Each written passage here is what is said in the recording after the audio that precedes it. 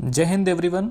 मेरा नाम है आदित्य यादव। स्वागत है आप सभी का यूपीएससी मार्गदर्शन। जय हिंद दोस्तों। हाल ही में NITI Aayog national institute for transforming India द्वारा जो एग्रो फॉरेस्ट्री रिपोर्ट और पोर्टल के साथ जो भारत की बंजर भूमि को हरा भरा बनाने की जो शुरुआत की गई थी, उसकी एक रिपोर्ट जो आई है उसके बारे में आज हम चर्चा करेंगे।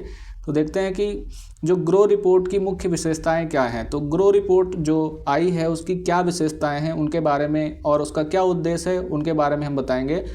तो ग्रो रिपोर्ट का लक्ष्य जो है वो 2030 तक जो है 26 मिलियन हेक्टेयर बंजर पड़ती भूमि को दोबारा से विकसित करना, यानी कि जो हमारी जो ग्रो रिपोर्ट का जो लक्ष्य है उसका जो लक्ष्य था जो 2030 तक जो 26 मिलियन जो हेक्टेयर जो बंजर भूमि पड़ती भूमि जिसको बोलते हैं उसको फिर से विकसित करना, यानी कि जो बंजर भूमि पड़ी होती है वहाँ पर किसी भी प्रकार के कोई भी पेड़ पौधे नहीं पाए जाते, तो उसको हरा भरा करने के लिए इस रिपोर्ट को लाया गया था।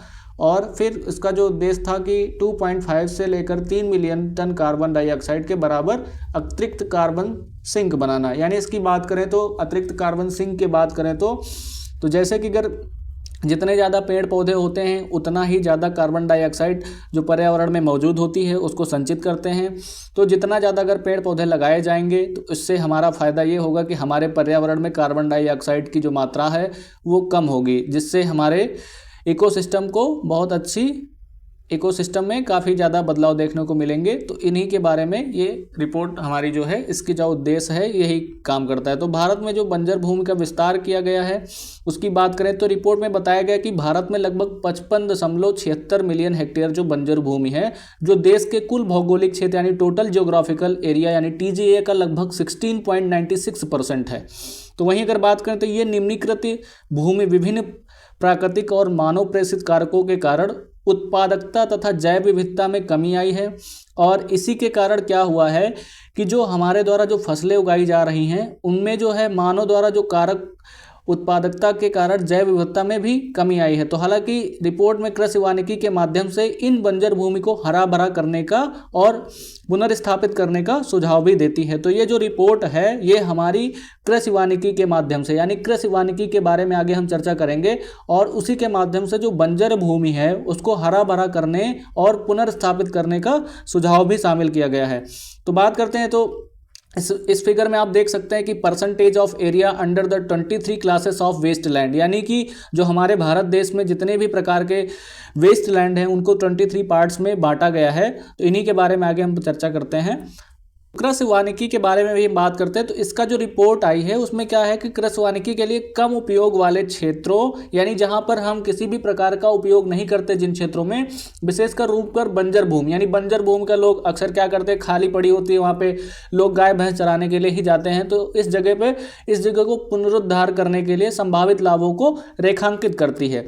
तो वर्तमान में कृषि वानिकी जो है वो भारत के कुल भौगोलिक क्षेत्र का 8.65% यानी लगभग 28.52 मिलियन हेक्टेयर को कवर करती है।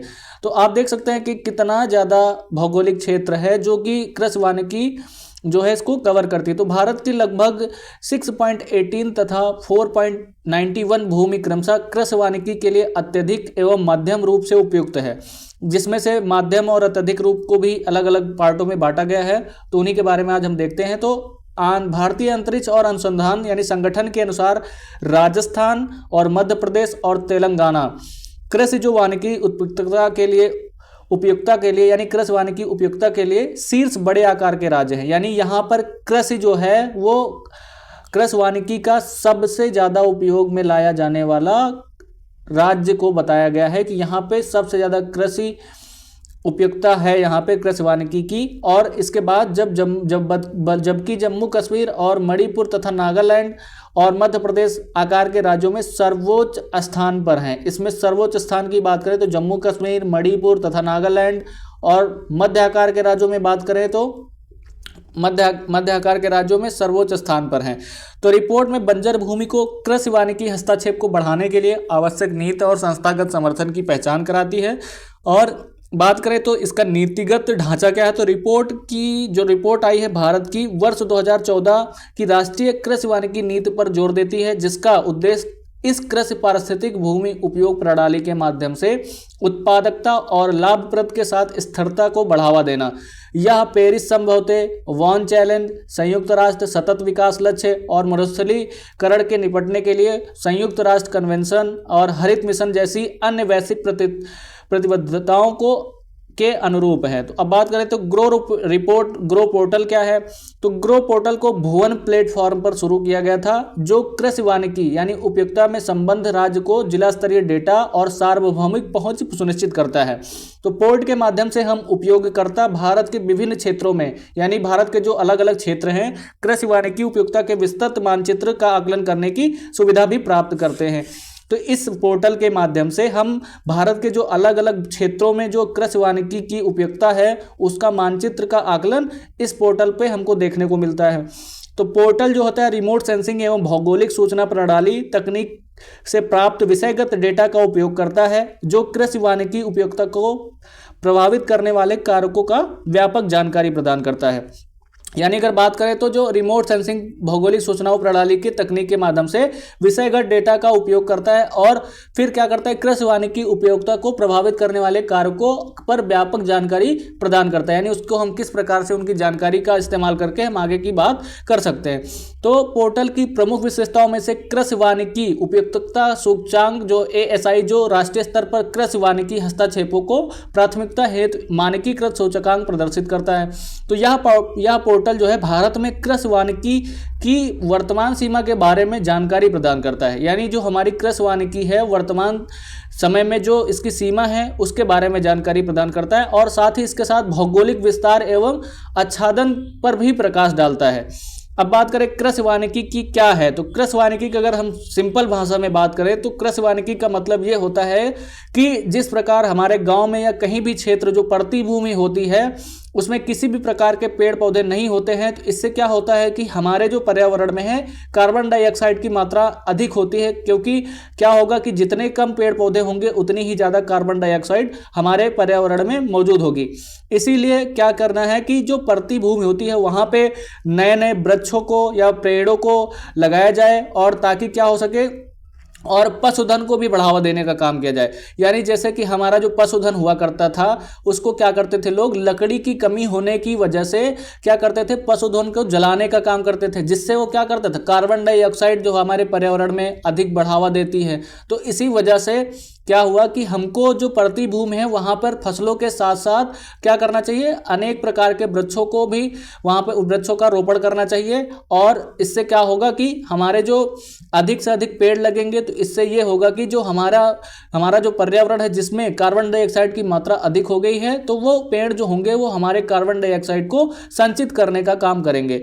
तो इसी तरह और इसके साथ क्या लाभ होंगे हमारे, तो लाभ की बात करें जैसे लकड़ी की मांग होती है, ईंधन और चारा के साथ अन्य निर्वाह आवश्यकताओं को भी पूरा कर सकते हैं। हालांकि विभिन्न अनुपातों में कृषि वानिकी का उपयोग बड़े किसानों द्वारा सिंचित परिस्थितियों एवं छोटे सीमांत किसानों द्वारा वर्षा आधारित परिस्थितियों में ही किया जाता है।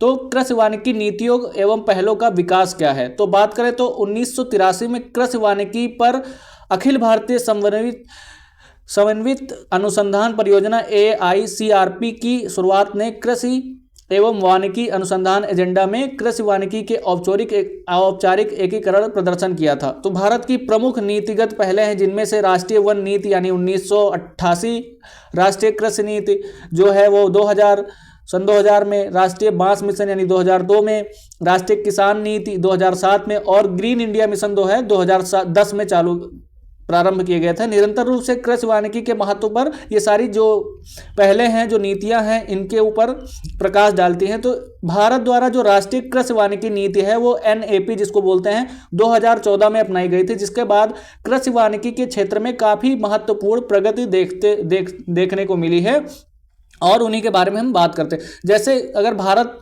द्वारा राष्ट्रीय कृषि वानिकी नीति यानी NAP 2014 अपनाई गई, जिसके बाद कृषि वानिकी क्षेत्र में महत्वपूर्ण प्रगति देखी गई। जिसमें बात करते हैं तो NAP का नीतिगत ढांचा यह है जिसका उद्देश्य कृषि आजीविका में सुधार करने के लिए फसलों और पशुधन के साथ साथ परक और एकीकृत तरीके से वृक्षारोपण को प्रोत्साहित करना, या जैसे हमने बताया था अभी कि वृक्षारोपण जो है अधिक से अधिक करना है ताकि जो बंजर भूमि पड़ी है वहाँ पे नए नए वृक्ष आ सके और उनका जन्म हो सके, इसकी वजह से कार्बन डाइऑक्साइड भी कम हो सके।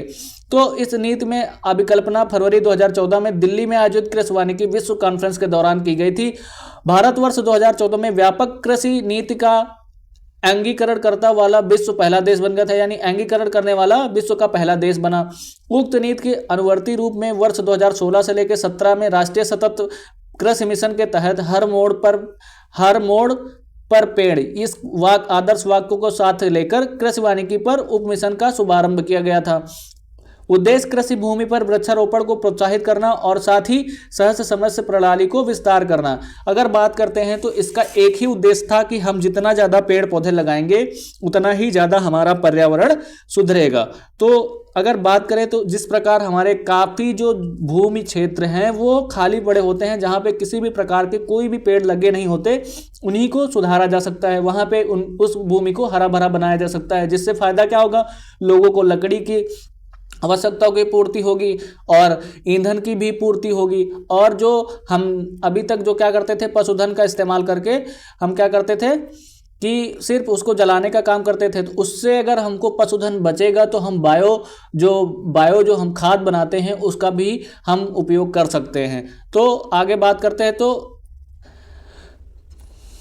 तो कृषि वानिकी के प्रभाव क्या हैं। तो कृषि वानिकी के प्रभाव की बात करें तो आर्थिक प्रभाव सबसे पहले देखने को मिलता है, जैसे कि कृषि वानिकी प्रणालियां फलों, लकड़ी और फसलों के लिए सकारात्मक उपज वृद्धि दर्शाती है, जिससे उत्पादकता में वृद्धि होती है। तो जैसे हमने बताया था कि अगर लकड़ी और फलों की बात करें, फसलों की बात करें, तो उसमें उत्पादकता किस प्रकार बढ़ेगी। तो जिस प्रकार अगर हम प्रति भूमि की बात करते हैं, अगर वहाँ पे नए नए वृक्षों को रोपण किया जाएगा तो वो भी भूमि क्या हो जाएगी, धीरे धीरे उसमें विकास होता जाएगा और वो थोड़ा सा उपजाऊशील होती चली जाएगी। तो फिर उसके बाद हम क्या कर सकते हैं, उनमें ऐसे पेड़ लगा सकते हैं, फल वाले पेड़ लगा सकते हैं, तो उन पेड़ों से हम लकड़ी प्राप्त कर सकते हैं। धीरे धीरे हम वहाँ पे छोटी छोटी फसलों को भी उगाना स्टार्ट कर सकते हैं। तो कृषि वानिकी आर्थिक रूप से व्यवहार एवं जो लकड़ी, ईंधन के लिए लकड़ी और चारे सहित विविध आजीविका स्रोतों का अतिरिक्त आय स्रोत प्रदान करती है। तो कृषि वानिकी से क्या होता है कि जिस प्रकार जहाँ पे कोई ज़मीन में किसी भी प्रकार के पेड़ पौधे या किसी भी प्रकार का कुछ नहीं होता, तो वहाँ पे क्या किया जाता है कि उसके अतिरिक्त जो आय के स्रोत की बात की जाती है तो वहाँ लकड़ी होता है, ईंधन के रूप में हम बहुत सारी चीज़ें प्राप्त कर लेते हैं, लकड़ी जैसे हम जलाने के लिए, तो और लकड़ी के साथ चारे, यानी हम गाय भैंस को चराने के लिए वहाँ पे अगर घास वगैरह होगी तो वहाँ पे उसका भी इस्तेमाल कर सकते हैं। तो ये सब अतिरिक्त आय के स्रोत हो सकते हैं। फिर सामाजिक प्रभाव की बात करें तो कृषि वानिकी जो प्रणालियाँ हैं विशेष रूप से फसलों पर जोर देने वाली प्रणालियां समुदायों में पोषण में सुधार का बेहतर स्वास्थ्य योगदान प्रदान करती हैं। सामाजिक प्रभाव में अगर बात करें तो कृषि वानिकी जिस प्रकार फलों की फसलों पर जोर देने वाली प्रणालियां समुदायों के पोषण के सुधार और बेहतर स्वास्थ्य में योगदान करती है। तो हमने जैसे बताया कि अगर सामाजिक प्रभाव की बात करते हैं तो जब फलों की फसलों को बढ़ावा दिया जाएगा और बात करें समुदाय के पोषण में सुधार भी होगा, इससे स्वास्थ्य पर गहरा प्रभाव पड़ेगा। तो कृषि वानिकी में महिलाओं की भागीदारी महत्वपूर्ण होगी, किंतु लैंगिक गतिविधि और महिला सशक्तिकरण पर कृषि वानिकी के प्रभाव को समझने के लिए अधिक शोध की आवश्यकता है। अब पर्यावरणीय प्रभाव की बात करें तो कृषि वानिकी मृदा की उर्वरकता को बढ़ाता है। हमने बताया अभी कि जितने ज़्यादा हम पेड़ लगाएंगे, जहाँ पर भी पड़ती भूमि होती है, उससे क्या होगा कि भूमि में धीरे धीरे सुधार आना स्टार्ट हो जाएगा और पोषक चक्र और मृदा के जैविक कार्बन में वृद्धि होगी, जिसके सतत भूमि प्रबंधन प्रथाओं को बढ़ावा मिलेगा। कृषि वानिकी प्रणालियां जल उपयोग दक्षता में सुधार करती हैं और मृदा के कटाव की रोकथाम करती हैं। जितना ज़्यादा पेड़ जहां लगेंगे, जितना ज़्यादा घास वगैरह होगी, वहां पे मिट्टी का कटाव कम होगा। तो वाटर सेट प्रबंधन और संरक्षण प्रयासों को योगदान करते हैं। वहीं कृषि वानिकी बायोमास ऊर्जा के एक महत्वपूर्ण स्रोत के रूप में कार्य करती हैं, साथ ही कार्बन से अलग कर जलवायु परिवर्तन शमन और प्रयासों का सहायता कर। अब जैसे हमने बताया कि कार्बन को अलग करके, किस प्रकार अलग करके, जितना ज़्यादा कार्बन हमारे पर्यावरण में पाया जाता है, जितने ज्यादा पेड़ होंगे वो अपनी ओर उसको क्या करेंगे, संचित करेंगे। इससे क्या होगा, हमारा की जो पर्यावरण है वो काफी ज्यादा अच्छा हो सकेगा। तो कृषि वानिकी प्रजातियों को आवास प्रदान करके, यानी जो हमारे कृषि वानिकी हैं जो कई प्रकार की प्रजातियां जंगलों में पाई जाती हैं, उनको आवास प्रदान करने का भी काम करते हैं और आवागमन का समर्थन करके और निवर्णीकरण की दर को कम करके जैव विविधता को संरक्षण की बढ़ावा देते हैं। तो जैव विविधता को भी संरक्षण में बढ़ावा मिलेगा। तो आज का वीडियो यहीं पे समाप्त करते हैं और मिलते हैं अगली वीडियो में। जय हिंद।